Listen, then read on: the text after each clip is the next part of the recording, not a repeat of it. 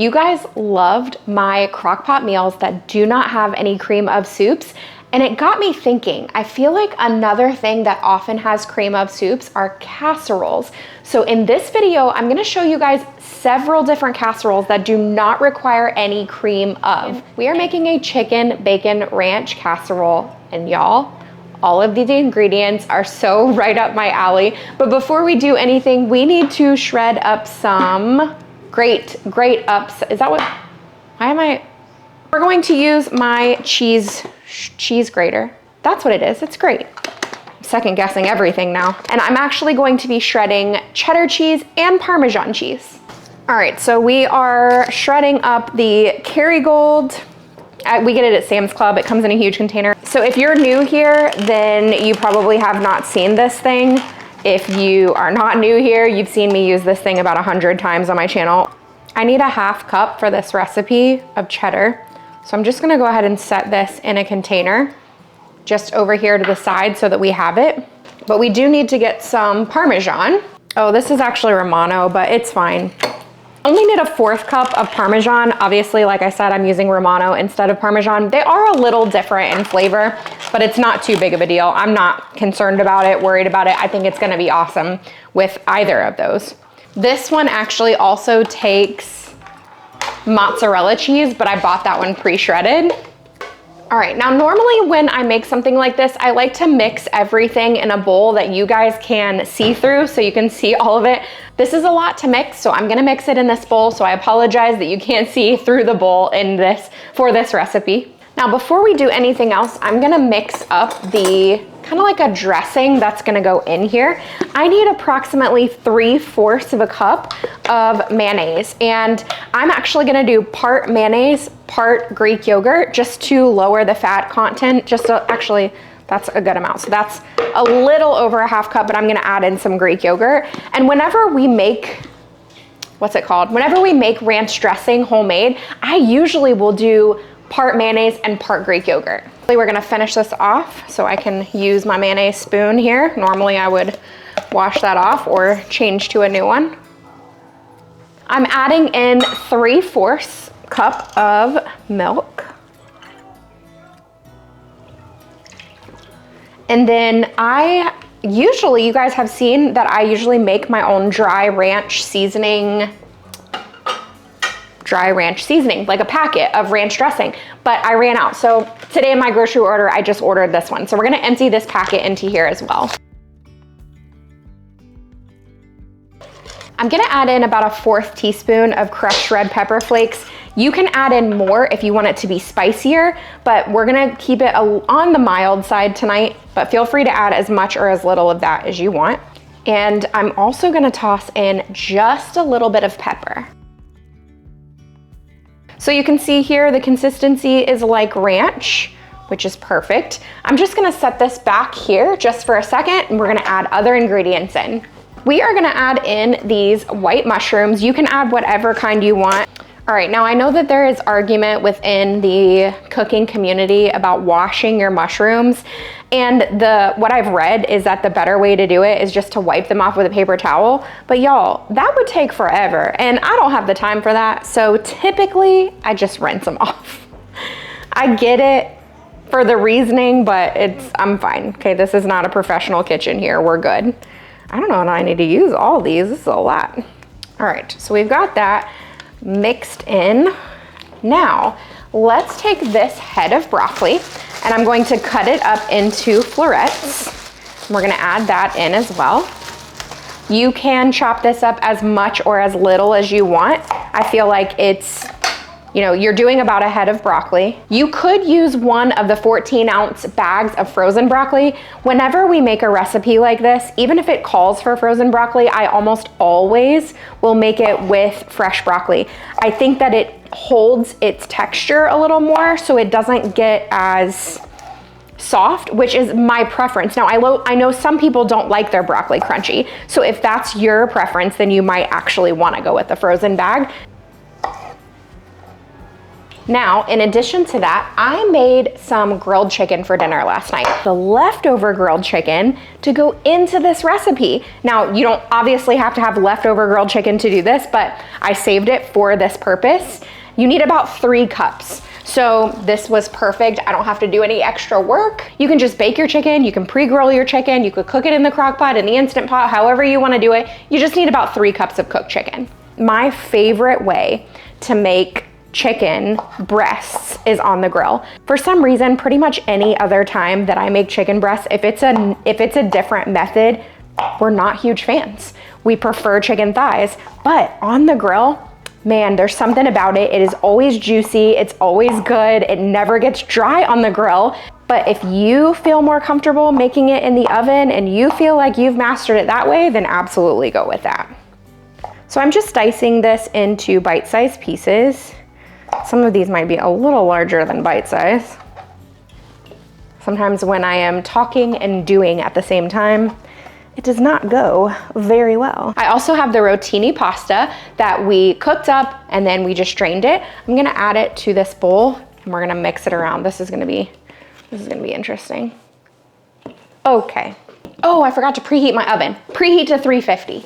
All right, so now we can mix all of this together, making sure that that ranch gets all over the pasta. Y'all, this is gonna be a lot of food. Like a lot of food. I mean, technically, all of this is cooked, except for the broccoli. I wonder if this would be good as a pasta salad. 100%, you could stop right here. If you don't wanna bake this, it's really good like this. The only thing I would say is that if you choose to do it this way, I would chop up the broccoli a little more just so you don't have huge pieces. But this is actually very good just like this. Okay, now I'm really curious how this is gonna be when it's all made. Let's spray our pan.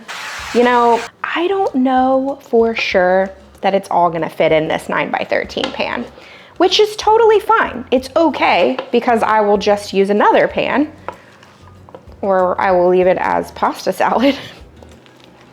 Maybe that's what I'll do. It goes in the oven and then you take it out of the oven and you mix in the cheese. So I'll have to stir it midway through. So I am gonna go ahead and get another dish out just for that. I don't want it to get to the point where you can't stir it. I sat here and thought about it for a second. I'm gonna bake this one. I'm gonna leave the other one cold because I think it's really good. Now, afterward, I might change my mind and we might make this and think it's fabulous and I go ahead and decide to bake that one. But for now, we're just gonna bake this one. So this is gonna go into my 350-degree preheated oven for about 25 minutes. Then we'll take it out and we've got another step. Let me tell you part of the reason why I love casseroles. It's the same reason why I love one-pot meals that maybe have to simmer for a few minutes, things like that. Sheet pan meals that all go in the oven. While it is cooking, I can actually clean up my kitchen, almost everything, because it's all in that one pan. And then really when dinner is over, the only thing that has to be done is plates have to be put into the dishwasher. Everything else is complete. I've got some cooked and chopped bacon, or I've got some cooked bacon here. We are going to chop it. I've got about 5 minutes left on the oven. So let's chop up some pieces of bacon. 4 to 6 pieces. I'll just kind of chop it up and see what it ends up looking like. I'm gonna add in most of the bacon. We're gonna leave some of it to top and then add in the cheese. We've got the Parmesan, or Romano in our case, about a 1/4 cup. We have the 1/2 cup or so of cheddar, and then we're gonna add in a little bit of mozzarella as well. You need about a 1/4 cup. Let's mix all of this. Let's top it with some bacon. Okay, this is gonna go back in for about 10 minutes, let all the cheeses and everything melt. If you want to, you can top it with green onion at the end. Ours has a lot of green in it, so I don't know if I'm going to yet or not. Actually, now that I think about it, I'm not sure that came in my grocery order today. I need to look back and see. But we've got all of this. Let's put it in there for 10 more minutes. All right, guys, this looks delicious. Let's go ahead and serve it up just came out of the oven. Really easy recipe, super great for a weeknight meal because you can throw it all together so easily. All right, let's try. Make sure I get a bite of each thing. Everything is really delicious. I love how the broccoli still has a little bit of crunch to it. All of these flavors work together well, and I love being able to just grab this out of the oven. My entire kitchen is clean, and all I'm gonna have to do is wash up that pan.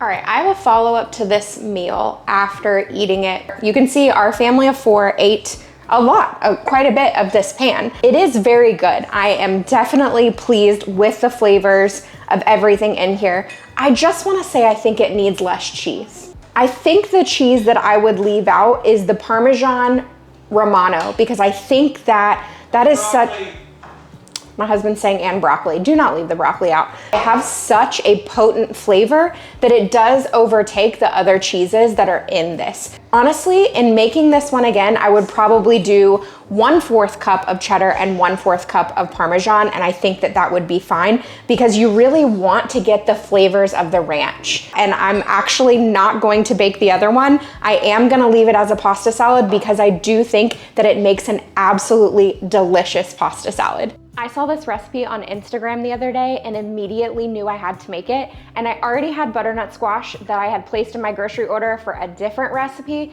So this is happening. This is a butternut squash, no pasta lasagna. Y'all, it looks so easy to put together, but the flavors in this one, I cannot wait for. First up here is to cut and peel some butternut squash. And let me tell you, this is not an easy task. So just be patient. I think it's gonna be worth it, okay?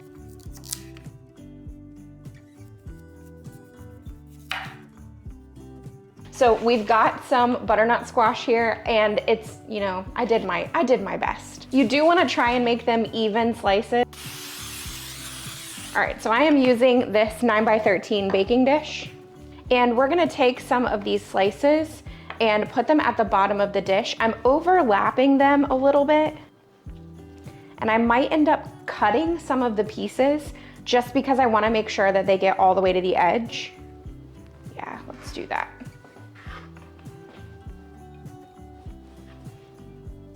So we've got a good layer going here at the bottom. I've got some prosciutto here, and the recipe actually calls for 8 slices, but this came with, I think, 6. Yeah, it comes with 6. So we're just gonna go with just the 1 pack of prosciutto. Now, I do think if you don't like prosciutto or you don't wanna use prosciutto, that's totally fine. I think that a chicken would be really good with this, actually. Okay, so we're gonna lay down a couple of pieces. Let's do 3. And then we'll use the other 3 on the next layer.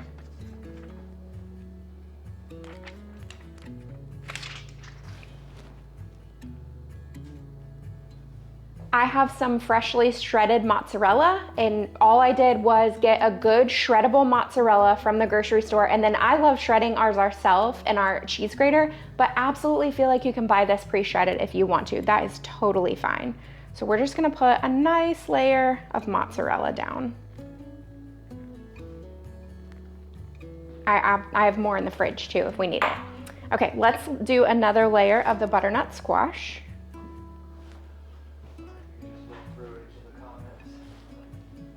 On this layer, we're gonna add some pesto. I just bought pesto, but feel free to make this up if you're really adventurous. It's actually not very hard to make at all.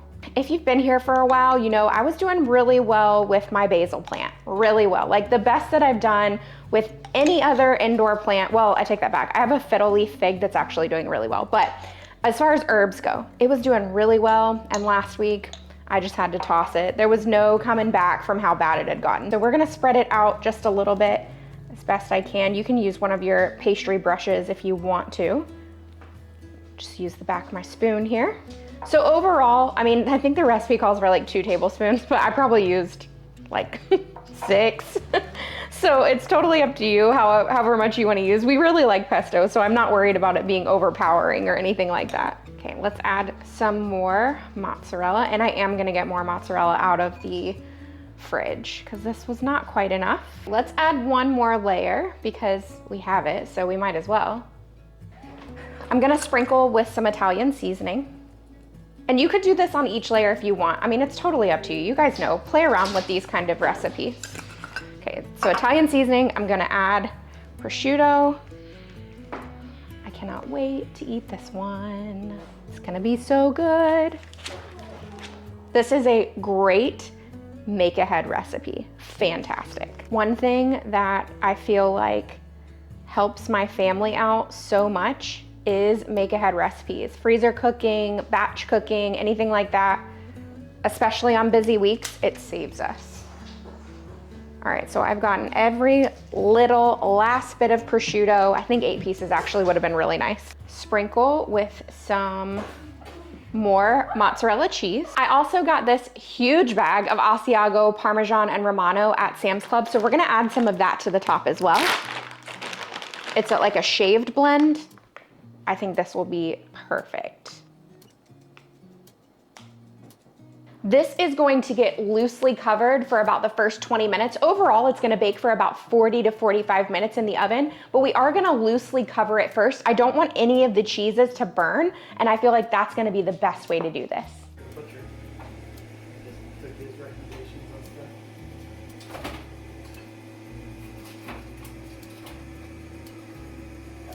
The flavors on this were really good. I do have a comment. It's mainly about the aesthetic. So we put it in a 9x13 pan and I did the 3 layers. I think if I were to make this one over again, I would do a smaller pan and I would make the layer, I would just add more layers to it. By the time you cook the butternut squash and cook it, your layer or your piece only really ends up maybe an inch high. And I just feel like it would look a lot better if it stood taller. So that's really my only comment on that. If you're gonna make it, I would just make it in a smaller dish or double the size of what you're using and make several more layers. I think it would look really pretty that way. But the flavors were so good and so unique in comparison to like your just typical dinner that you might find. Technically this is a casserole, but there's a few different elements that have to be done outside of the casserole dish. This specific recipe does not have any meat in it. I actually have some chicken in the air fryer for the next 2 recipes, one for tonight and one for tomorrow night. So we are gonna be adding some chicken into this. I've actually done this before and we added Italian sausage into it and that was also delicious. Another thing that you have to do separately is cook the pasta. So I do have a pot back here of boiling or what the water is coming up to a boil so that I can cook the pasta while the casserole is in the oven. We preheated my oven to 400 degrees. We're also only making a half recipe of this. This is an 8x8. Whenever a recipe calls for cherry tomatoes, we typically always use these Wild Wonders. You guys have seen me use these before. We like them because they're all different colors. So I am just going to take some and add them right here into the pan. You can do this in a bowl separately if you want. Like my kids eat these, or my son at least, will eat these as a snack. He comes up and grabs a few of these, like a handful, and that's a snack for him. So I'm just adding in a few handfuls of these tomatoes. I'm also adding in some baby spinach. Feel free to chop this up if you want to. We are just gonna add in several handfuls of this. Just like so. Some balsamic vinegar, and I'm gonna do about a half tablespoon. You can go up to a tablespoon, just depending on, you know, how big of a pan you're making of this. Maybe, we'll just do a tablespoon. We like balsamic. It's avocado oil, but feel free to use olive oil. Let's say about a 1/4 cup or so. I'm going to add a couple pinches of salt. Maybe overall about a half teaspoon. Just a very little bit of pepper. And then we definitely like to add oregano to this. I usually will go with about a teaspoon, but you can add more, you can add less. Sometimes we'll add more. That's probably a little more. And I also choose to add, oh, this is a new one, I forgot. I also like to add a little dash of onion powder. Oh, that's quite the dash. And a dash of garlic powder. Is this one new? No, everything I opened was new tonight. So maybe 1/4 to half teaspoon, and then just a touch of red pepper flakes. It's really good, but just depending on how spicy you want this, you might wanna go easy. I also, even though we added garlic powder, I do like to add in a little bit of minced garlic, teaspoonish. All right, now you get your tongs or something that you can mix this together with and throw everything outside of the casserole dish. This is why I clean my counters right before I start cooking. I feel like it needs a few more tomatoes. Let's add them. There we go. Now we create a little spot in the middle here, and we're going to take some goat cheese. Now I'm only using a 4-ounce block of goat cheese because we're making a half recipe, but you can use more. You could use an 8-ounce log if that's what you prefer. We're going to place this right in the center of the dish.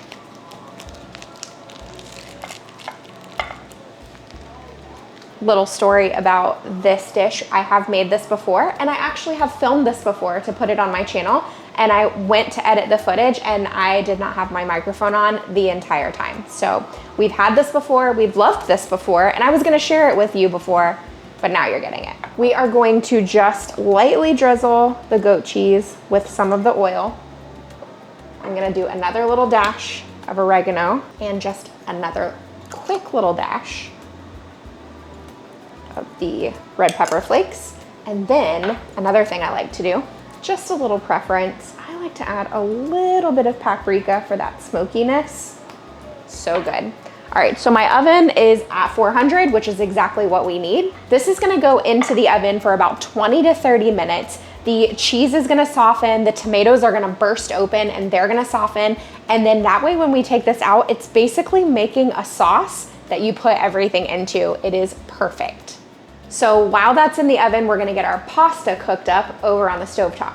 I'm making mine with just about a half box of pasta. Feel free to use a whole box. That's just all we need to go with our dinner for tonight. Okay, the chicken is out of the air fryer. I'm gonna cut this up into small pieces that can go into the pasta. And like I said, I'm only gonna be using half for tonight's recipe. You will see the other half in another recipe. I've said before on here that my favorite way to make chicken breasts is on the grill, but it has been raining for like 5 days straight, and I don't particularly want to stand out in the rain to grill the chicken, so the air fryer is definitely the next best option, in my opinion, when it comes to white meat chicken. Oh, while I'm cutting this really quick too, several of you have asked where I get my t-shirts, and they look like this. They all have a different design on the back, but you can see her logo right here, Grace and Cotton. I'll have it linked in the description box because I have like 20 different ones that I end up wearing in my videos. So I'll have the link there. I think I might have a discount code through her. I'll check and see, but I've had that question asked several times now. All right, let's check on the pasta or the sauce and see if it's ready. So we're getting there, but some of the larger tomatoes haven't really burst open yet, and that's what you want. Okay, I'm thinking about 5 more minutes just to let those tomatoes continue to burst open. Now I'm gonna add a little bit more spinach just because I can. All right, let's put this back in 5 to 10 more minutes or so and let those tomatoes finish cooking. All right, we are going to take a fork, and you can see this just mixes so nicely and quickly. Smash up the tomatoes with your fork. Okay, so we've got our sauce. Let me make sure I've got all the tomatoes smashed. We're gonna add in the chicken.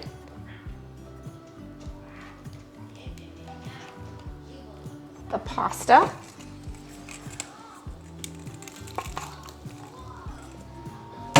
Let me just make sure the counter gets some too. Okay, now we want to mix all this together, which is going to be a little full.